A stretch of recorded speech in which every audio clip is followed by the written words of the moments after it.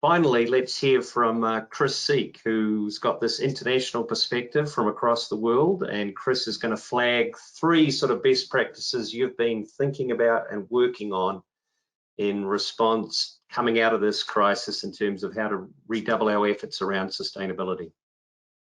Great, thanks, Chris. And I think it's really more reiterating some points that our previous panelists made here.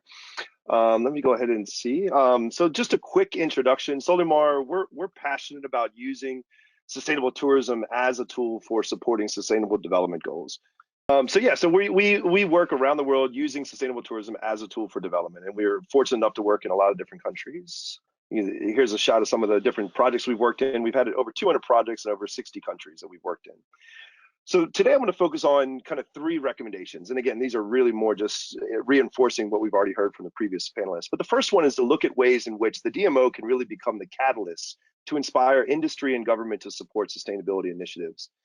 This is a picture of Sedona, a destination that I've fallen in love with. And I got to meet Jennifer Wesselhoff, the president and CEO, and they were going through a time where she was successful in getting more marketing dollars, and then that marketing budget increased, and then they got more visitors, the numbers were looking great.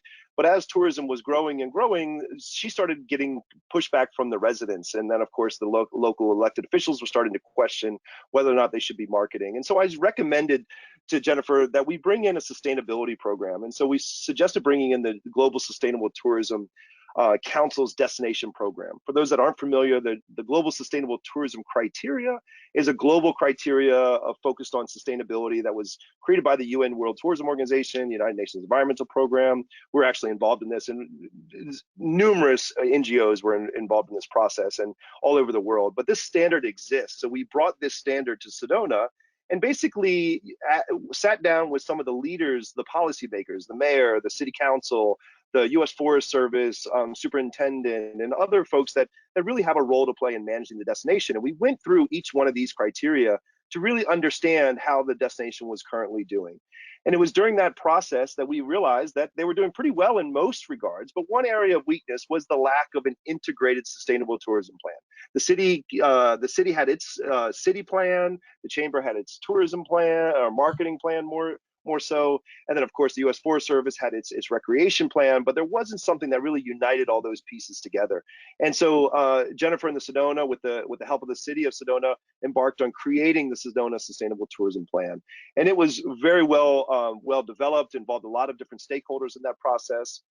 Yeah, I'm not going to go through the whole plan. I encourage people to go take a look at this. You can see all the different ideas and examples that they came up with. But what I really liked is that they emphasized activities in which the DMO can influence the industry to adopt these sustainability standards, like the Straw-Free Sedona program, where they rewarded those and promoted those to the travelers as well. So again, this is just an opportunity for the DMO. I know you're not in charge of all the problems in a destination, but that doesn't mean that you put your head down and just ignore them. You can catalyze action by your industry and government in order to address these issues. And that often comes from sustainable tourism planning.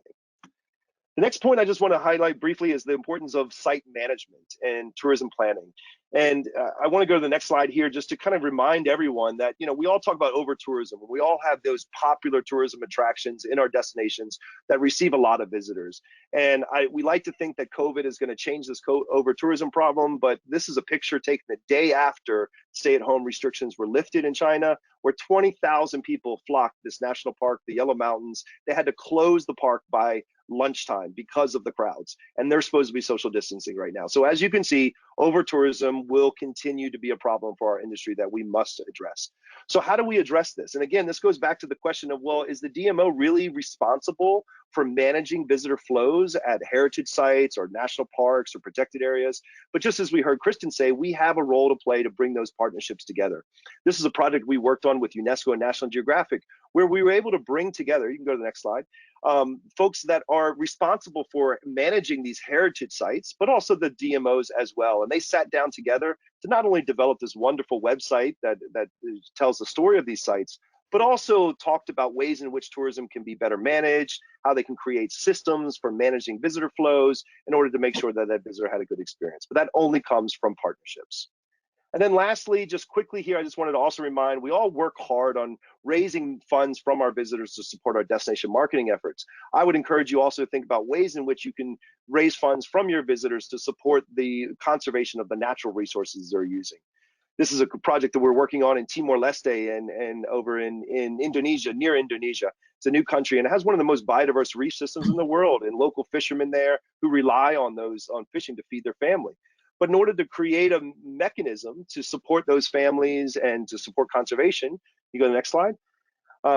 We created, with the help of a local DMO, helped create this $2 kind of fee for any snorkeler or diver that uses the reef system. And this was done in a collaboration with some conservation NGOs like Conservation International and others, that basically now the DMO is kind of catalyzing and making sure that that money is getting paid by their business members and making sure that that money gets given to those conservation projects. So just in summary, it's really thinking and rethinking about the role of the DMO. How can you catalyze people to work and support sustainability?